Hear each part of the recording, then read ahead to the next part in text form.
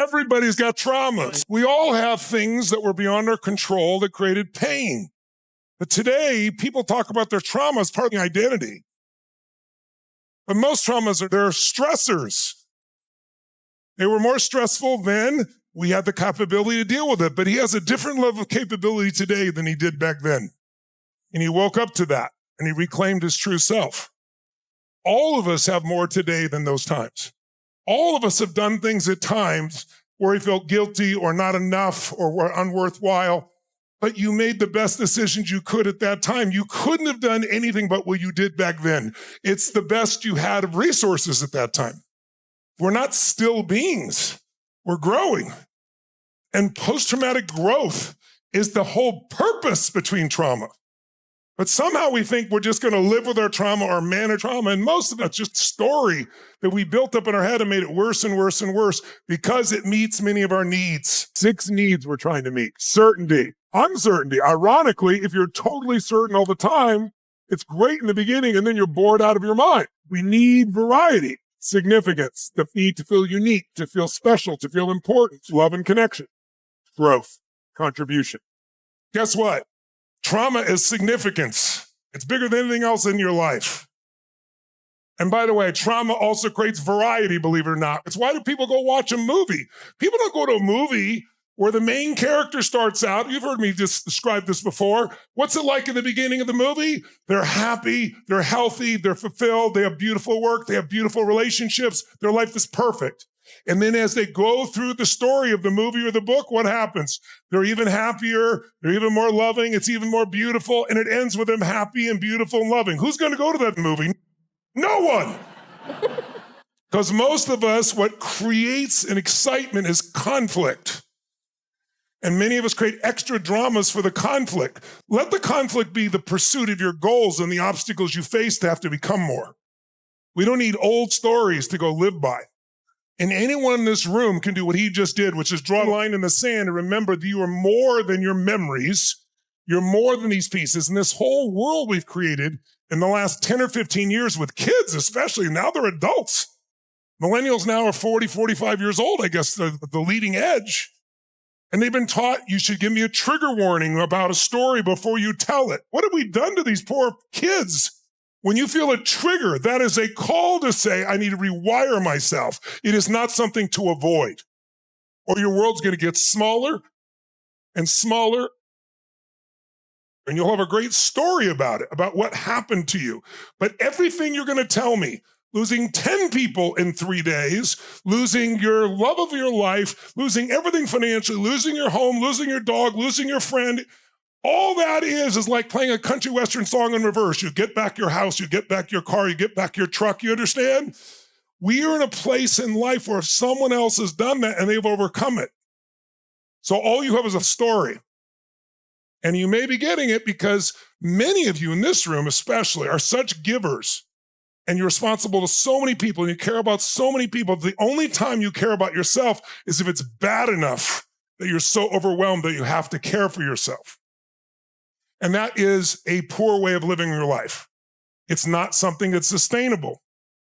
So it's not that you can't deal with it. It's like you have to create a problem so big that now finally you have to pay attention to yourself. And you might feel sorry for yourself because at least you're feeling for yourself right now. Okay, you're one of those people. You're a giver. I've got to know you over time and you're just like, give.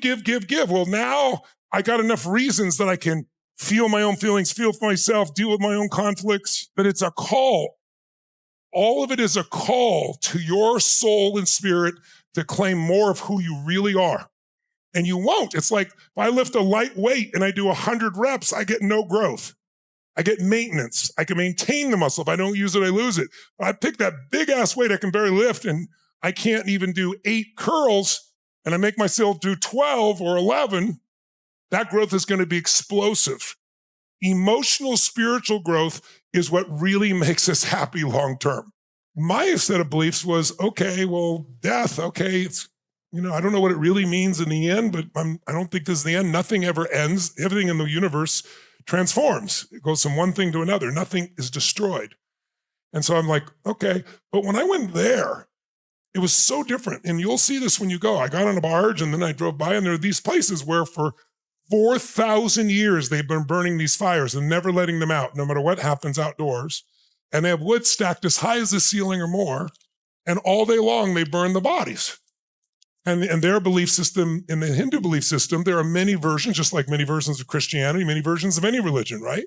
Different sects. Some believe that you get to nirvana, which in their belief it's reincarnation. Nirvana is you don't have to come back. So some people believe you give up all your things and you spend your life in poverty to prove your willingness to God. Some of them study the great texts of the world, the great religious texts, right? Some people believe it's through physical yoga. There are many approaches, but they all agree if you die in Varanasi, you immediately go into nirvana.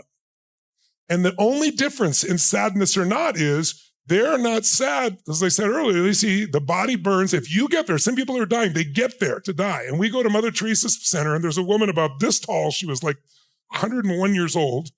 And she came there to die, and she was pissed that they were taking her and taking care of her and got her healthy. She was mad as hell that this had happened. There were several people like that. You'll see people there on the streets who are dying who are filled with joy. And you'll go to places in the West where people are pissed off because they didn't put the special sauce on their burger, right? The beauty of the West is our ability to produce results. The beauty of the East is the ability to find inner happiness. You do not have to choose. You can have both.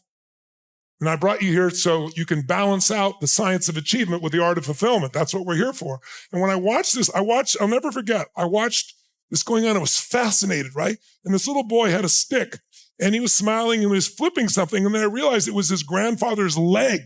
He was flipping it further into the fire. A big smile on his face. No one's crying. No one's sad. Why? Because we only feel what we feel because of our beliefs. Your beliefs are what are creating the pain in you. So if you got a belief creates pain, you change belief and your whole life will change.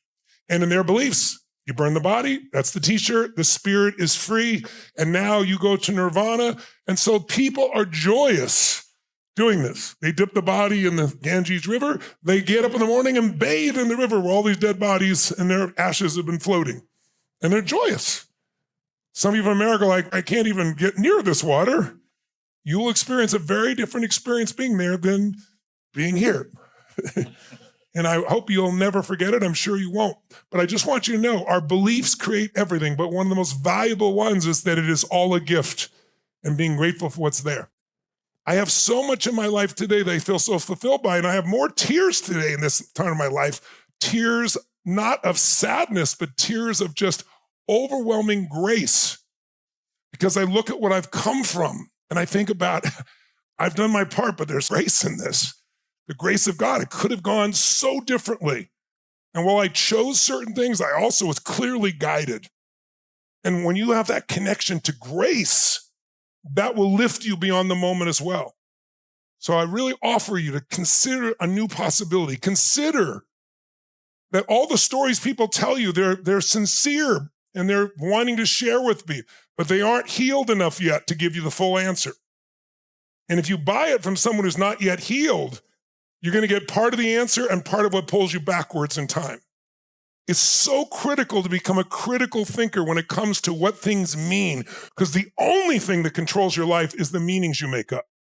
We are the meaning makers, but most of us let the world create the meaning. Our friends, the environment, the people, and the reinforcements we get.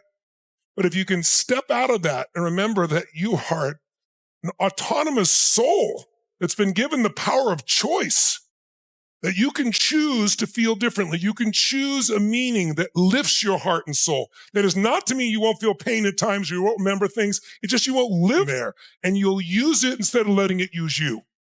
And you know it lets it use you if you keep going down that level of the same pain over and over again, or let it use you if you tell the story to yourself or others about it over and over again. Or you start to feel like sadness or anxiety or fear are dominant emotions. Those are just a call saying it's time to grow. It's time to step up. It's time to face what you're afraid of. If you will face what you're afraid of, if you'll dive into what you're most afraid of, you will discover it's never as bad as you make it up in your head, and you will feel freedom. Now is the time to create that freedom. Yeah, if you're not going to do it now, you're never going to do it. And if you can't find a way based on all you've been through in your life, all the shit and all the beauty, and there must be beauty for you to be in this room. Something got you here. Some part of you, some spirit, something got you here. You got nothing but love available to you, kindness, awareness, friendship, opportunity, beauty. But we forget all the miracles that are happening. We get caught up in what we see as the limitation and we lose the miracle. And I hope you took what Mo really was giving you is come back to the miracle that they lived, the miracle of what you lived with them, what you shared with them, what you can now take of them inside and carry with you so they continue to live if it's someone you've lost as an example. Those are things that are going to give us a different quality of life. Otherwise, at some level, you're always settling. You're negotiating with yourself for something less than you deserve, Kent. The people that experience spiritual pain